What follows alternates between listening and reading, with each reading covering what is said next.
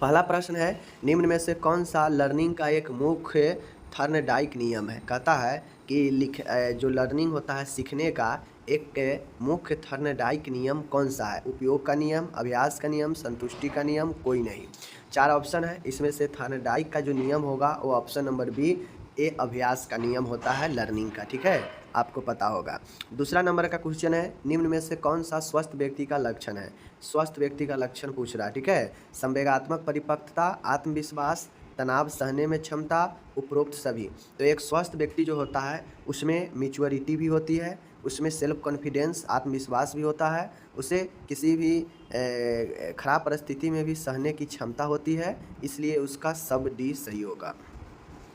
Next question आपका मैं यहाँ पे बताने जा रहा हूँ। तीसरा नंबर का है, वर्ग व वर्ग संघर्ष की अवधारणा निम्न द्वारा दी गई। यानी क्लास एंड क्लास, वर्ग और वर्ग संघर्ष की जो अवधारणा है यह किसके द्वारा दी गई। वेबर के द्वारा, कार्ल मार्क्स के द्वारा, स्पेंस के द्वारा, मैकावेयर के द्वारा।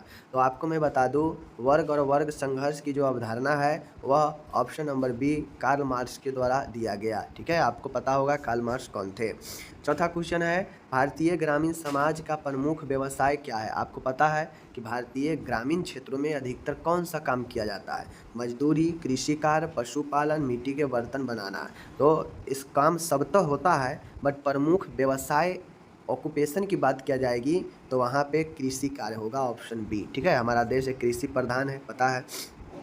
पांचवा है, निम्न में से संस्कृति की विशेषता क्या है। कल्चर की विशेषता पूछ रहा है। तो कल्चर मानव द्वारा निर्मित होता है, बिल्कुल होता है, मानव ही तो कल्चर को क्रिएट करता है ना।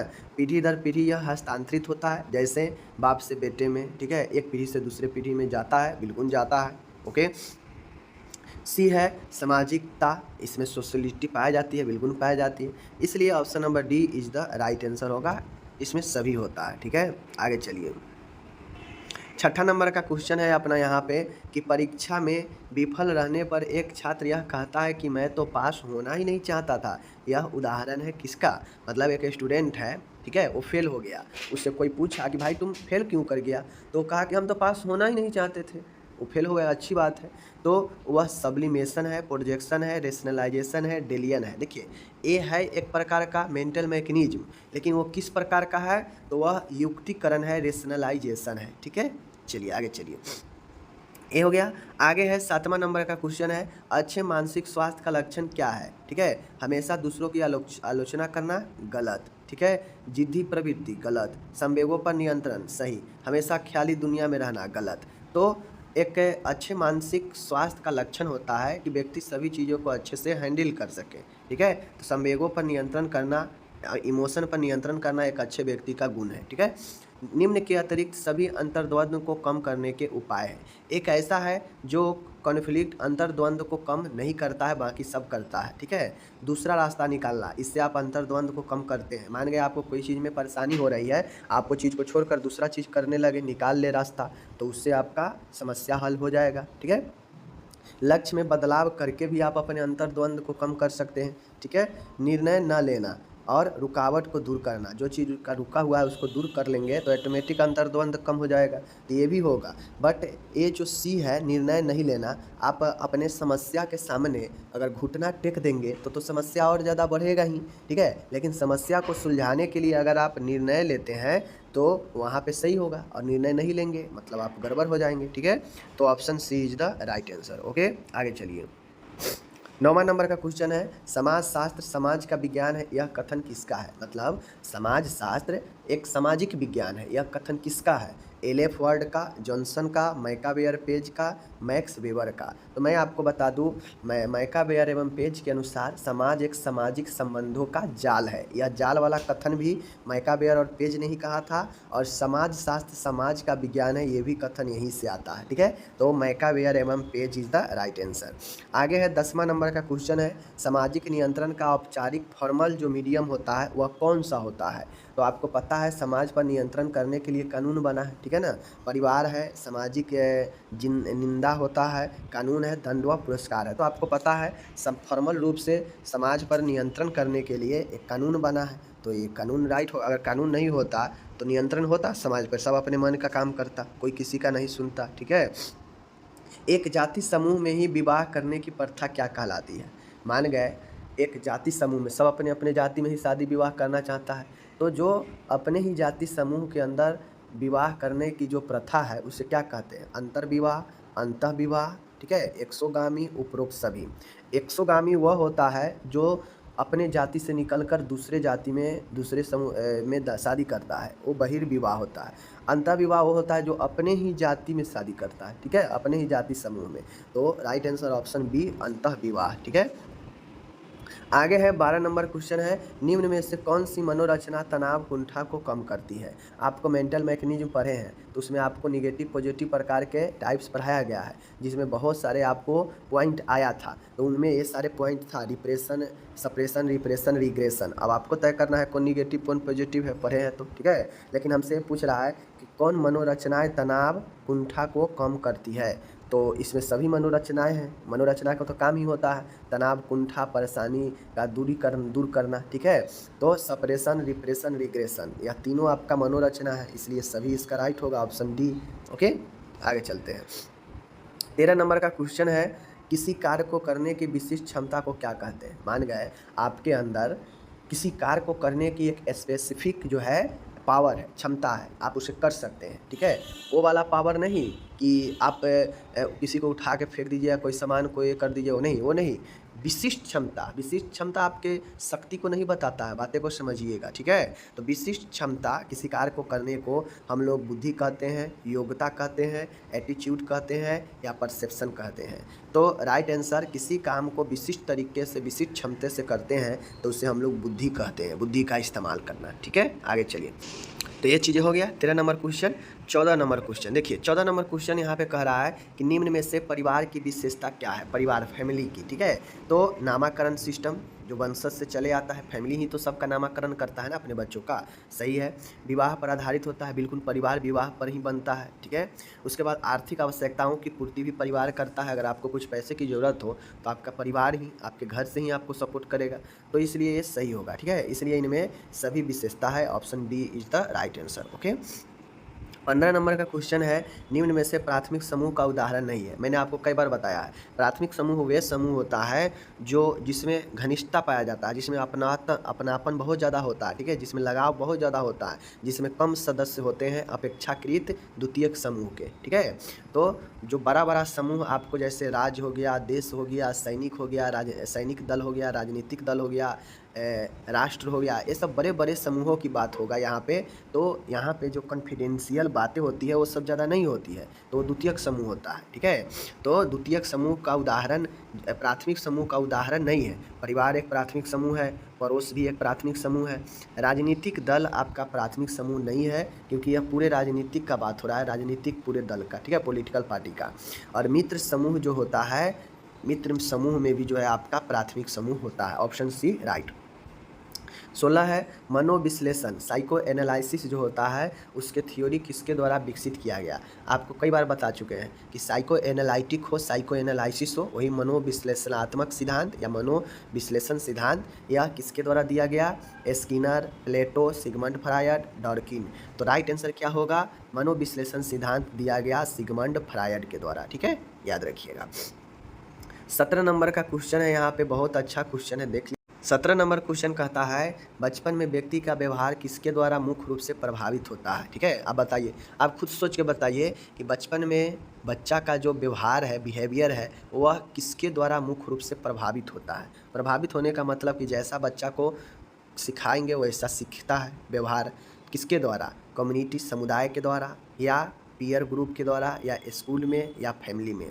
तो लोग नहीं कहता है इसका परिवार में जैसा सिखाएगा वैसा ही होगा, तो परिवार इज द राइट आंसर, ठीक है। फैमिली में जैसा व्यवहार उसको सिखाया जाएगा वैसा ही उसका व्यवहार प्रभावित होगा आगे चलकर, ठीक है। आगे है 18 नंबर है, अच्छा प्रश्न है। धर्म, विवाह, परिवार, जाति किसके उदाहरण है? चाहे वो धर्म हो, विवाह हो, परिवार हो, जाति हो, ये सब किसके उदाहरण है? सामाजिक मूल्यों का, सामाजिक प्रतिमान का, सामाजिक संस्थान का, सामाजिक विभाजन का। तो धर्म हो, विवाह हो, परिवार हो, जाति हो, ठीक है, ये सब एक सामाजिक संस्था है। क्या है? समाज में होने वाले एक संस्थान है, ठीक है, ये सब समाज में मौजूद होता है। 19 नंबर का है विजातीय विवाह क्या कहलाता है। एक होता है स्वजातीय, एक होता है विजातीय। स्वजातीय वो होता है जो अपने जाति में लोग शादी करते हैं, ठीक है, और विजातीय वो होता है जो दूसरे में जाकर शादी करते हैं, दूसरे जाति में। तो विजातीय समूह के अंदर विवाह करना, समूह के बाहर विवाह करना, प्रयोगात्मक विवाह, करुणात्मक विवाह। तो विजातीय विवाह वो विवाह होता है जो अपने समूह मतलब अपने जाति से बाहर जाकर शादी करना, ठीक है, अपने जाति के समूह से दूसरे जाति में शादी करना जो है, यही ऑप्शन बी राइट होगा। ओके, 20 है भ्रम क्या है, ठीक है, भ्रम क्या है। भ्रम क्या है? वस्तु की बनावट है, गलत अनुभूति है, गलत आदत है, गलत सोने का तरीका है।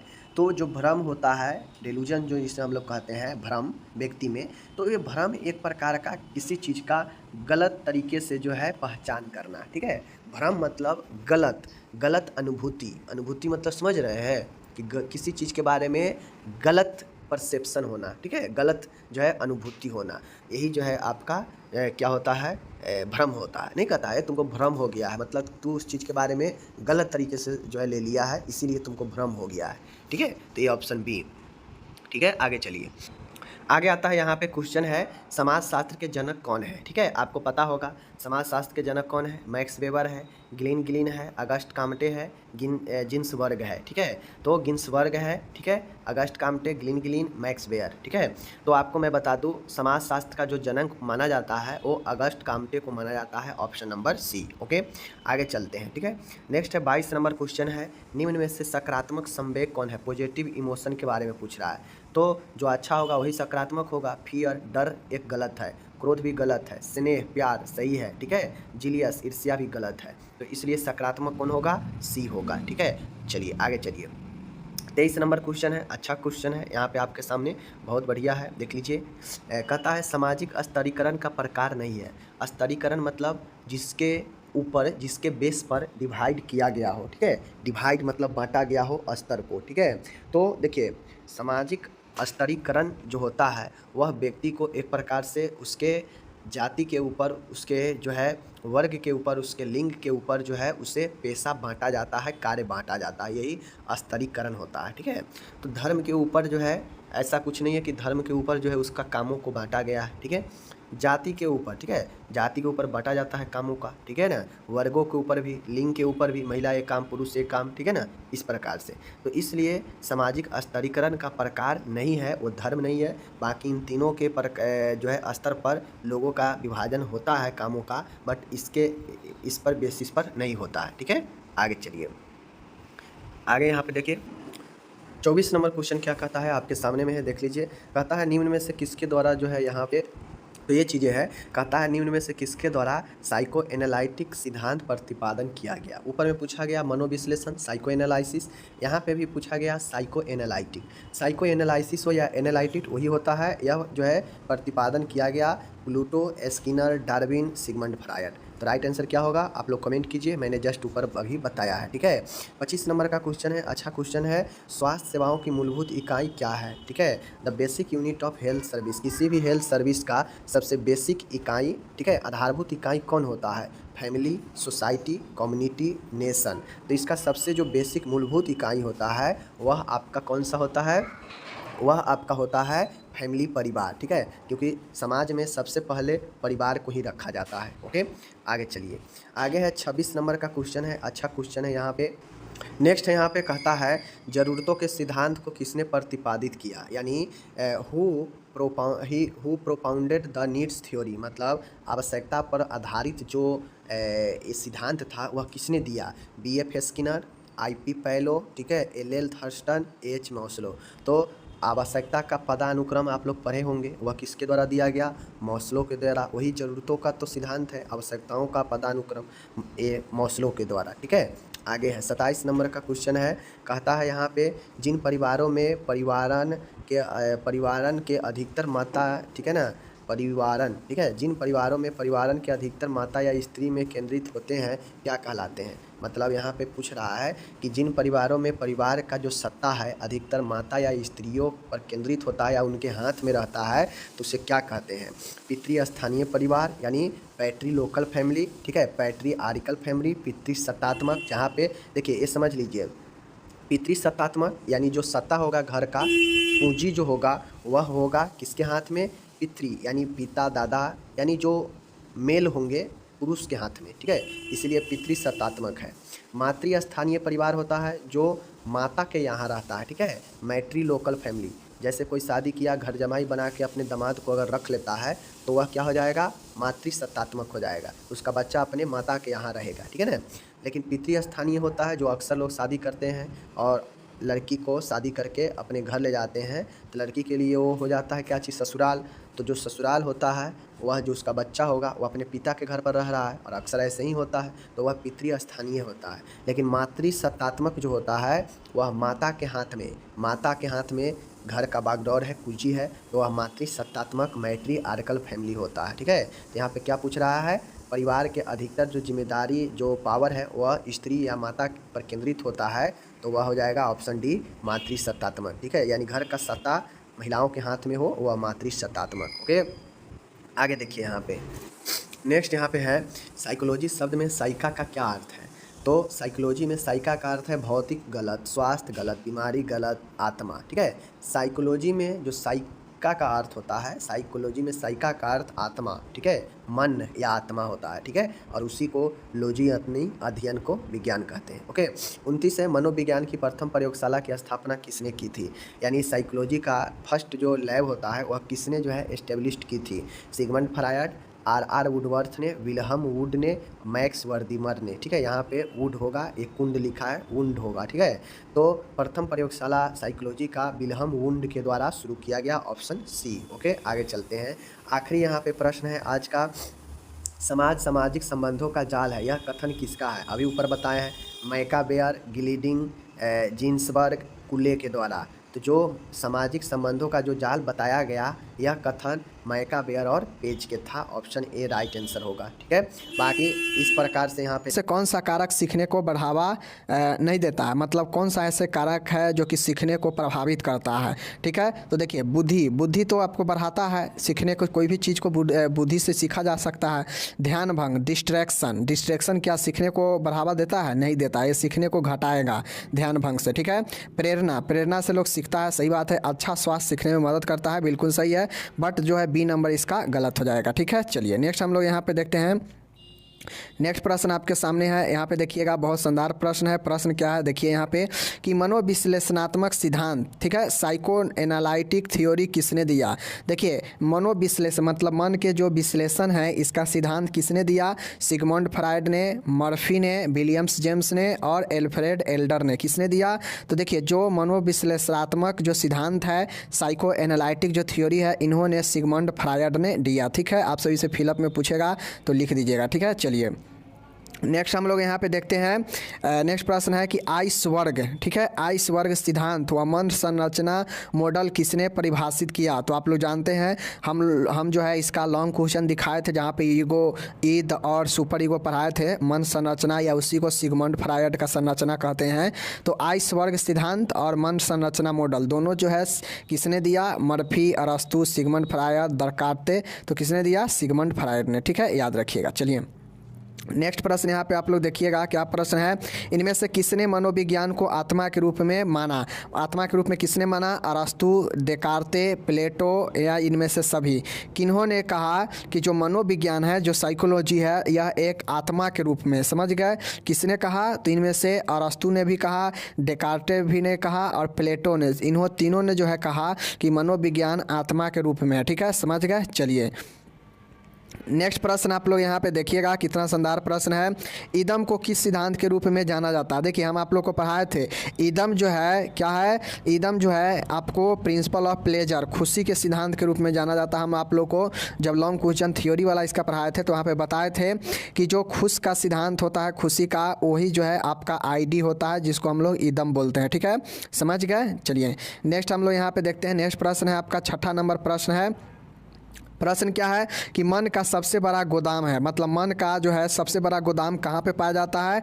चेतन मन, कॉन्शियस मन, ठीक है। अचेतन मन मतलब सब कॉन्शियस माइंड, अर्ध चेतन मन मतलब अनकॉन्शियस माइंड, ठीक है। और अचेतन मतलब है सब कॉन्शियस माइंड, ठीक है। इनमें से कोई नहीं। तो देखिए अर्ध चेतन मतलब अनकॉन्शियस माइंड जो होता है ये आपका क्या होता है? ये आपका होता है सबसे ज़्यादा बड़ा गोदाम होता है मन का, ठीक है। चलिए नेक्स्ट हम लोग देखते हैं। नेक्स्ट प्रश्न है यहाँ पे देखिएगा, इनमें से क्या एक दूसरे को भिन्न करती है? इनमें से जो है कौन सा एक दूसरे को भिन्न करती है बताना है। जानकारी, लर्निंग, व्यक्तित्व, स्मृति, संवेग। देखिए तो देखिए कहीं ना कहीं जो आपका जानकारी है ये आपका स्मृति है और आपका इमोशन है, ये तीनों कहीं ना कहीं रिलेटेड है एक दूसरे से। बट ये जो व्यक्तित्व है किसी व्यक्ति के बारे में उसके गुण के बारे में व्याख्या करता है, तो ये पर्सनालिटी जो है भिन्न हो जाएगा ये तीनों से, समझ गए। चलिए नेक्स्ट हम लोग यहाँ पे देखते हैं 8वां है कि थीमेटिक अप्रिसिएशन टेस्ट का प्रतिपादन किसने किया?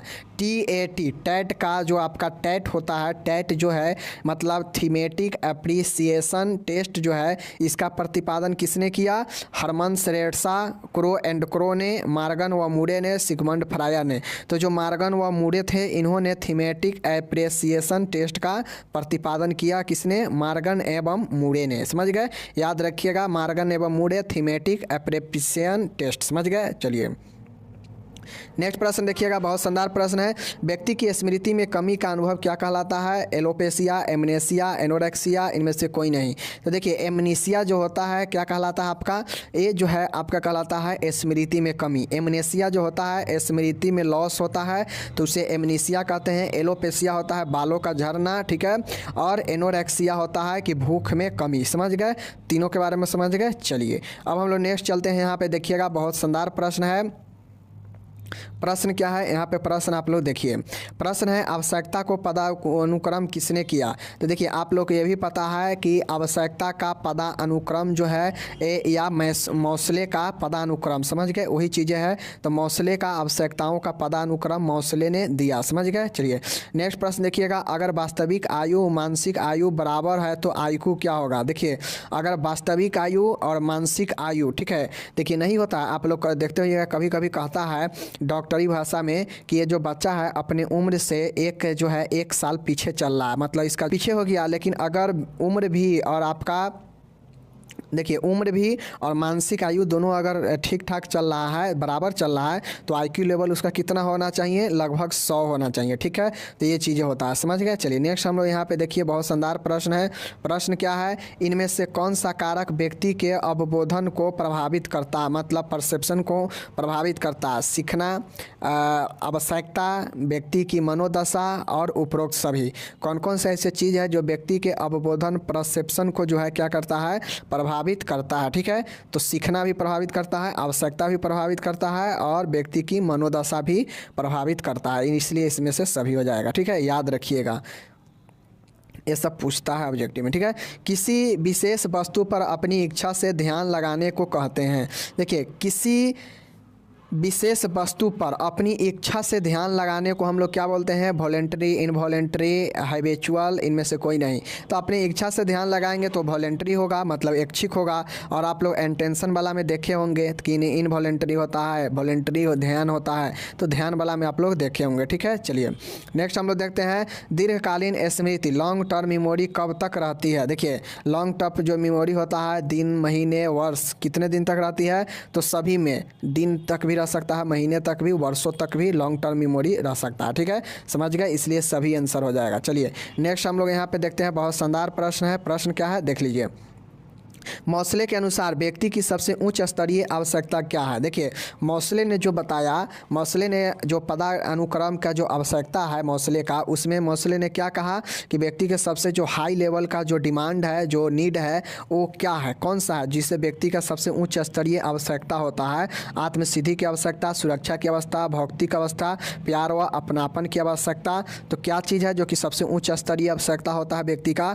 तो है आत्मसिद्धि की आवश्यकता, नीड ऑफ सेल्फ एक्चुअलाइजेशन, समझ गए। आत्मसिद्धि की आवश्यकता सबसे जो है उच्च स्तरीय होता है, समझ गए। चलिए नेक्स्ट हम लोग देखते हैं यहाँ पे 3 माह की आयु तक इनमें से किस संवेग का उत्पत्ति नहीं होता है। देखिए 3 माह की आयु तक इनमें से किस संवेग का उत्पत्ति नहीं होता है। उत्तेजना, ठीक है, कष्ट, घृणा, आनंद। तो देखिए जो 3 माह तक जो आयु होता है, बच्चा होता है, उसमें घृणा, जीलियस का जो है, जीलियस का कोई जो है उसमें ऐसा संवेग उत्पन्न नहीं होता। बच्चा में क्या जलन आएगा, लेकिन बच्चा में उत्तेजना, एक्साइटमेंट आता है, कष्ट होता है बच्चा को, उसके बाद आनंद बच्चा लेता है, हंसता है, तो ठीक है। लेकिन घृणा क्या आएगा, अभी तो 3 माह का बच्चे है, इसलिए 3 माह तक इसमें घृणा का कोई संबंध नहीं होता है। समझ गए। चलिए नेक्स्ट है, कौन सा तनाव व्यक्ति के लिए लाभदायक रहता है। देखिए कौन सा तनाव जो है व्यक्ति के लिए लाभदायक होता है। तनाव कहा जाए तो स्ट्रेस। कौन सा stress, negative, positive, both A and B, या इनमें से कोई नहीं। तो देखिए कोई भी चीज़ का जो निगेटिव होता है वो खतरनाक होता है व्यक्ति के लिए, बट जो पॉजिटिव चीज़ें होता है, जो इसके लेने से लाभ हो सकता है, तो वो आपका पॉजिटिव ही होता है। तो पॉजिटिव स्ट्रेस जो है लोगों के लिए सकारात्मक होता है, जिससे जो है क्या करता है, लोग अपने लक्ष्य के प्राप्ति के लिए आगे बढ़ता है। समझ। चलिए नेक्स्ट हम देखते हैं, मानसिक रूप से स्वस्थ व्यक्ति की विशेषता क्या है। तो आप लोग जानते हैं मानसिक रूप से व्यक्ति वो हर चीज़ें कर सकता है, हर सिचुएशन में हर चीज़ों को हैंडल कर सकता है, इसलिए उसमें आत्ममूल्यांकन का भी क्षमता होता है। बिल्कुल सही। प्रतिकूल परिस्थितियों में सामंजस्यशीलता, मतलब उसके विपरीत अगर कोई परिस्थिति है उसमें भी वो एडजस्टमेंट बना लेता है। ठीक है। यौन संबंधी परिपक्वता, उसमें जो है सेक्सुअल जो रिलेशन होता है उसमें मैच्योरिटी होता है। ठीक है। और उपरोक्त सभी, तो उपरोक्त सभी हो जाएगा इसका राइट आंसर। समझ गए। चलिए नेक्स्ट देखते हैं, इनमें से किससे तनाव कम होता है। इनमें से जो है किससे जो है तनाव कम होता है। देखिए क्या ध्यान लगाने से तनाव कम होता है, बिल्कुल।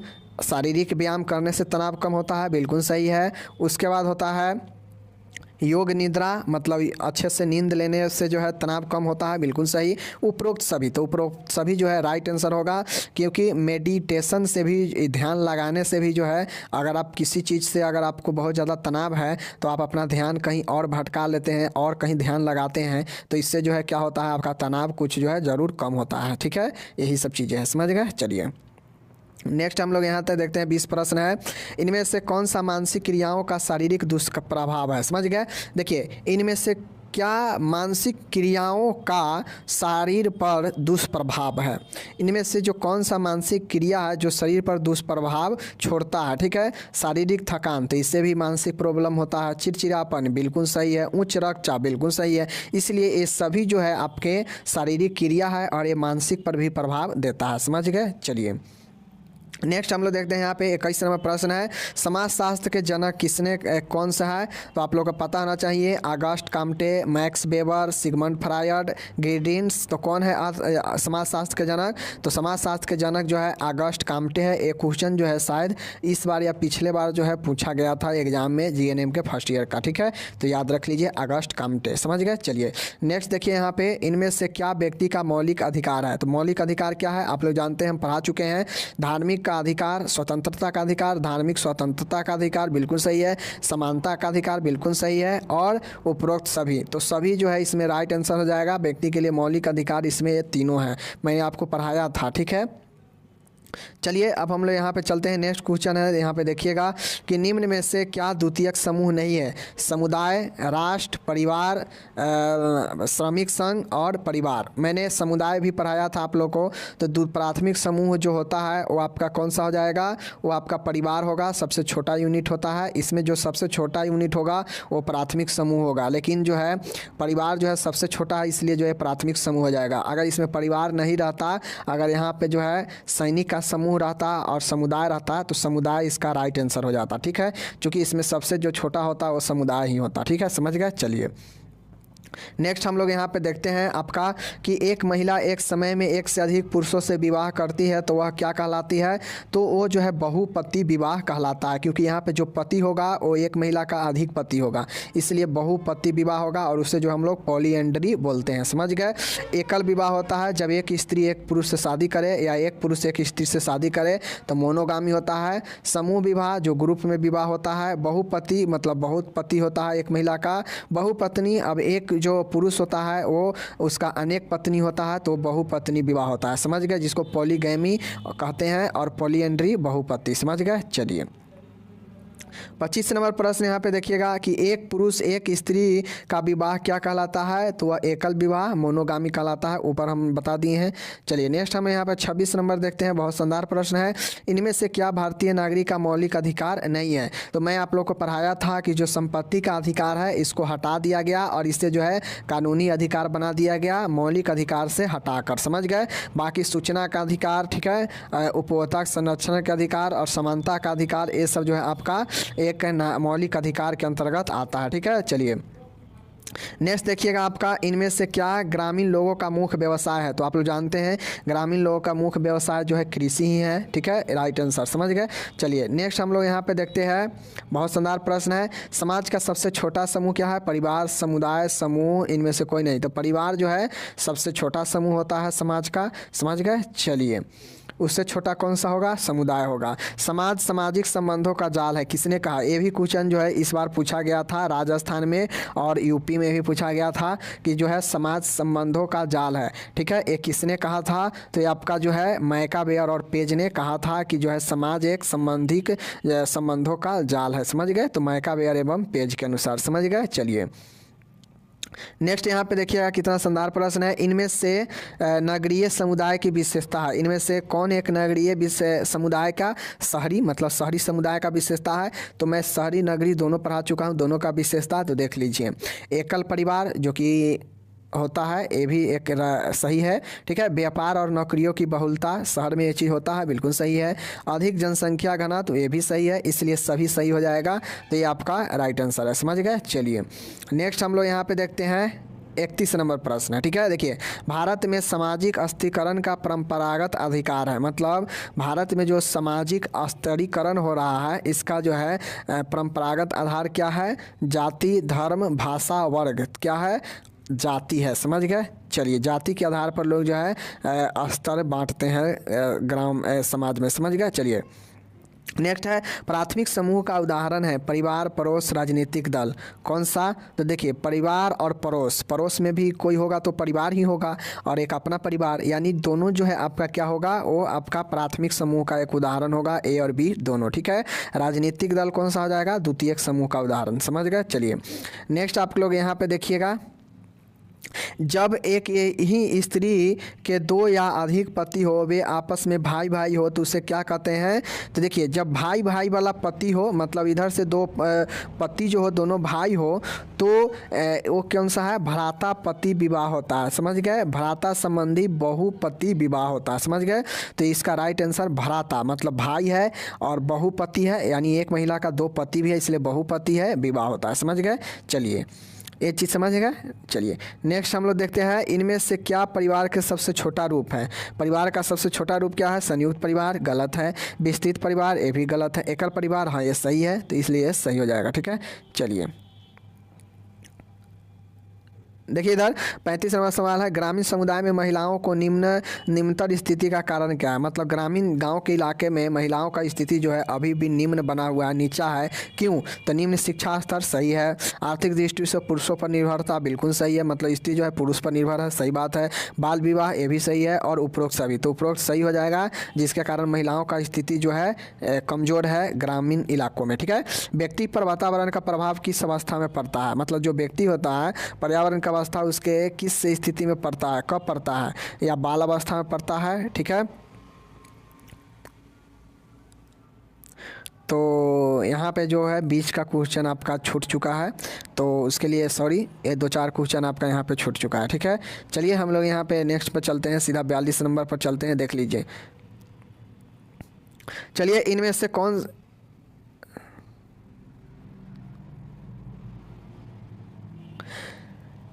कौन सी सकारात्मक संवेदना नहीं है? इनमें से कौन सा जो है सकारात्मक संवेदना, मतलब जो है पॉजिटिव संवेदना नहीं है? ममता, लगाव, क्रोध, मनोरंजन, जिज्ञासा, ठीक है। तो क्रोध जो है आपका सकारात्मक नहीं होता है, ये नकारात्मक होता है, इससे गुस्सा ही आता है, ठीक है, तो इसलिए हो जाएगा सही, ठीक है।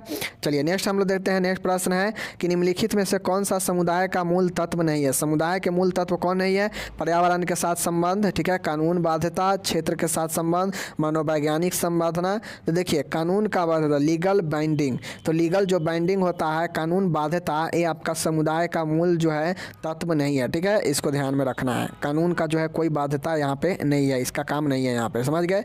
चलिए, हिंदू विवाह अधिनियम कब लागू हुआ? देखिए समाजशास्त्र का अच्छा क्वेश्चन है, पूछेगा कि हिंदू विवाह अधिनियम कब लागू हुआ। ये भी क्वेश्चन इस बार जो है यूपी में पूछा गया था कि हिंदू विवाह अधिनियम कब लागू हुआ, तो 18 मई 1955 में यूपी में इस बार ये पूछा गया था, ठीक है। तो हिंदू विवाह अधिनियम 18 मई 1955 डेट के साथ पूछा गया था, इसलिए ध्यान रख लीजिए, ठीक है। चलिए नेक्स्ट देखते हैं, मनोवैज्ञानिक सिद्धांत विकसित किया गया। मनोवैज्ञानिक सिद्धांत जो है साइकोलॉजिस्ट थ्योरी जो है विकसित किया गया जीन पिजेट के द्वारा, एरिक एरिक्सन के द्वारा, मेलियू के द्वारा, डॉक्टर कार्ल जी के द्वारा।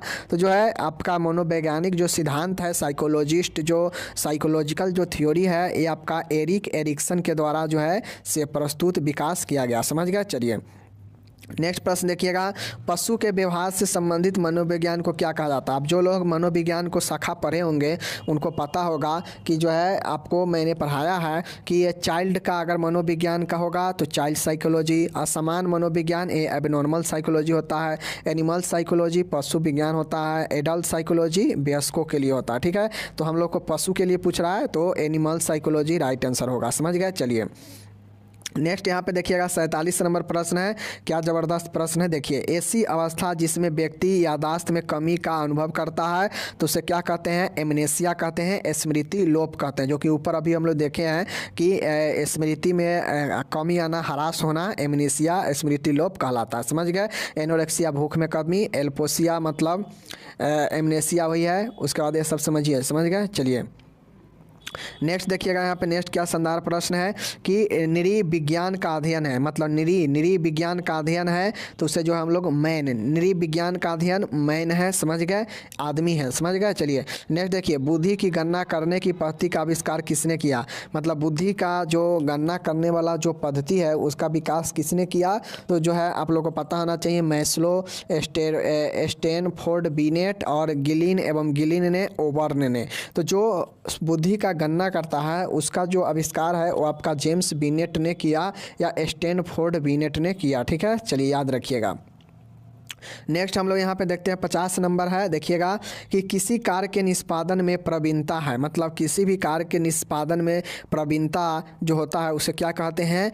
जज्बात कहते हैं, ध्यान कहते हैं, कौशल कहते हैं, अनुकूल कहते हैं। तो देखिए किसी भी कार्य को करने में अगर हमें दक्षता हासिल हो तो उसे उसका जो है स्किल कहा जाता है, कौशल कहा जाता है, ठीक है, याद रखिएगा, समझ गए। चलिए नेक्स्ट क्वेश्चन यहाँ पे देखिएगा, सामाजिक व्यवस्था जिसमें लोगों का विभाजन उनके स्तर के अनुसार होता है उसे जो है क्या कहते हैं? जाति कहते हैं, और यही जो है सामाजिक स्तरीकरण कहलाता है, जो उसके जाति के अनुसार जो है क्या होता है? विभाजन होता है, तो यही जो है सामाजिक स्तरीकरण होता है जो जाति का हिसाब से होता है, समझ गए। तो यही सामाजिक व्यवस्था में सामाजिक स्तरीकरण होता है जाति के हिसाब से, समझ गए। चलिए नेक्स्ट यहाँ पे देखिएगा आप लोग कि प्राथमिक और माध्यमिक रूप, यहाँ पे देखिएगा प्राथमिक और माध्यमिक के रूप में समूह का वर्गीकरण किसके द्वारा किया गया? देखिए प्राथमिक समूह और माध्यमिक समूह के रूप में समूह का वर्गीकरण किसके द्वारा किया गया? सोरोकोन के द्वारा, एच.सी. कुल्ले के द्वारा, अगस्ट कास्टे के द्वारा, मैकावे और पेज के अनुसार। तो देखिए एच.सी. कुल्ले जो थे इन्होंने ये वर्गीकृत किया कि प्राथमिक और माध्यमिक समूह के माध्यमिक के रूप में समूह का वर्गीकरण किसके द्वारा किया गया? देखिए प्राथमिक और माध्यमिक के रूप में समूहों का वर्गीकरण जो है एच.सी. कुल्ले के द्वारा किया गया, किस रूप में? प्राथमिक और माध्यमिक रूप में, समझ गए। चलिए 53 नंबर देखिएगा, कितना शानदार प्रश्न है, उत्तेजनाओं के अभाव में एक वस्तु का बोध कहा जाता है। देखिए उत्तेजना एक्साइटमेंट के अभाव में, ठीक है, एक वस्तु का बोध कहा जाता है, क्या कहा जाता है? भ्रम कहा जाता है, समझ गए। यहाँ उत्तेजना का अभाव होता है, भ्रम, भ्रम में जो होता है चीज़ें जो होता है यहाँ पे भ्रम मतलब वो चीज़ें जो है उपस्थित नहीं होता है, समझ गए, अभाव होता है। यहाँ पे जो चीज़ें हैं उत्तेजना का अभाव होता है, मतलब वो जो चीज़ें हैं वहाँ पे उपस्थित नहीं होता है, लेकिन जो है मन में हमें में उसे वास्तविक लगता है कि हाँ ये चीज़ें यहाँ पे है, तो ये आपका एलूजन होता है, समझ गए। जबकि बी भ्रम या भ्रांतियाँ वो होता है, भ्रांति वो होता है कि चीज़ें तो उपस्थित होता है बट उसको जो है हम जो है क्या करते हैं, गलत समझ लेते हैं। जैसे रसरी को सांप मान लेना, तो रसरी तो उपस्थित है ही बट रसरी को हम सांप से पहचान कर ले रहे हैं, तो ये होता है भ्रांति, समझ गए। ये होता है हैलुसिनेशन, समझ गए। और आपका जब एलूजन होता है, जो भ्रम होता है आपका, तो जो ये आपका एलूजन मतलब होता है भ्रम कि जो चीज़ें उपस्थित हो ही नहीं वहाँ पे, लेकिन हम फिर भी मान रहे हैं कि ये चीज़ें यहाँ पे उपस्थित है। जैसे सामने भूत खड़ा नहीं है, लेकिन रात में के लोग जो है रात में क्या करते हैं, सामने कुछ भी दिख गया तो समझ लेते हैं कि वो यहाँ पे तो भूत है, तो वो आपका भ्रम हो जाता है, ठीक है, समझ गए। चलिए नेक्स्ट देखिएगा, आपका 54 नंबर यहाँ पे है कि 54 है, निम्न में से कौन सा प्राथमिक समूह नहीं है। प्राथमिक समूह कौन सा नहीं है, तो देखिए श्रमिक संघ, बच्चों का समूह, पड़ोसी, परिवार, श्रमिक संघ, ठीक है। श्रमिक संघ जो है आपका प्राथमिक समूह नहीं है, बाकी जो आपका ये सब जो है आपका प्राथमिक समूह है, समझ गए। चलिए 55 नंबर यहाँ पे देखिए कितना शानदार प्रश्न है कि humanistic theory need pyramid dash द्वारा लिया गया था। ह्यूमैनिस्टिक जो थ्योरी है नीड पिरामिड डैश द्वारा लिया गया था, किसके द्वारा, अब्राहम मास्लो, फ्रीड, क्लोड बर्नार्ड और पाब्लो, किसके द्वारा लिया गया था ह्यूमैनिस्टिक थ्योरी और नीड पिरामिड, तो ये आपका अब्राहम मास्लो के द्वारा जो है, अब्राहम मास्लो के द्वारा जो है नीड पिरामिड और ह्यूमैनिस्टिक थ्योरी लिया गया, समझ गए। चलिए याद रखिएगा ना तो दिक्कत होगा, पूछ देगा कि नीड थ्योरी किसके द्वारा लिया गया था, अब्राहम मास्लो, याद रखिएगा, ठीक है। चलिए नेक्स्ट है, इनमें से कौन सा रक्षात्मक प्रक्रिया नहीं है। रिप्रेशन यानी सप्रेशन, दमन, डिनायल, ठीक है, मोटिवेशन, कौन सा इसमें जो है रक्षात्मक प्रक्रिया नहीं है। रक्षात्मक प्रक्रिया का मतलब कहा जाए तो मेंटल मैकेनिज्म, तो ये जो है आपका ये सब जो है मेंटल मैकेनिज्म आप लोग पढ़े होंगे उसके टाइप्स में, तो ये सब जो है रक्षात्मक प्रक्रिया होता है। बट जो मोटिवेशन होता है इससे जो है रक्षात्मक प्रक्रिया से कोई लेना देना नहीं है, ठीक है, समझ गए। चलिए नेक्स्ट प्रश्न देखिएगा, मनोविज्ञान में सिगमंड फ्रायड द्वारा दी गई विधि है बिहेवियर साइंस, कम्युनिटी मनोविज्ञान, प्रायोगिक मनोविज्ञान और साइको एनालिसिस, समझ गए। तो जो सिगमंड फ्रायड ने अपना मनोविज्ञान में जो विधि अपनाई वो आपका साइको एनालिसिस पर आधारित है, समझ गए, मानसिक विश्लेषण के आधार पर सिगमंड फ्रायड का है, समझ गए। याद रखिएगा, पूछेगा ये सब कि सिगमंड फ्रायड किस आधार पर साइकोलॉजी को विधि दिया, तो साइको एनालिसिस, समझ गए। चलिए वह प्रक्रिया जिसमें स्वयं को भीतर से स्वयं द्वारा जांचा जाता है, वह प्रक्रिया जिसमें स्वयं को भीतर से स्वयं द्वारा जांचा जाता है, मतलब खुद से अपने अंदर से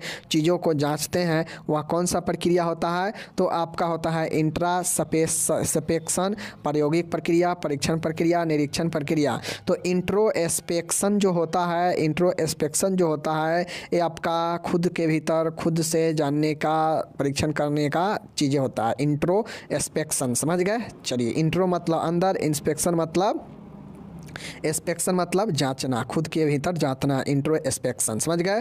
फैसला लेने के सेंस ऑफ पावर को कहते हैं, मतलब फैसला लेने को सेंस ऑफ पावर कहते हैं। इससे जो हम लोग क्या कहते हैं, व्यक्तिगत मेमोरी, ध्यान, इच्छा शक्ति। तो जो सेंस है, जो आपका फैसला लेने का जो पावर होता है, सेंस ऑफ जो पावर है, उससे हम लोग बिल कहते हैं, इच्छा शक्ति कहते हैं। अपना इच्छा शक्ति मजबूत होता है तभी ना हम किसी भी चीज़ में जो है क्या करते हैं, सेंस ऑफ पावर कहते हैं, समझ गए ना। चलिए नेक्स्ट आपका यहाँ पे देखिएगा 60 नंबर प्रश्न है कि देश द्वारा उत्पादित कुल आय को कहा जाता है।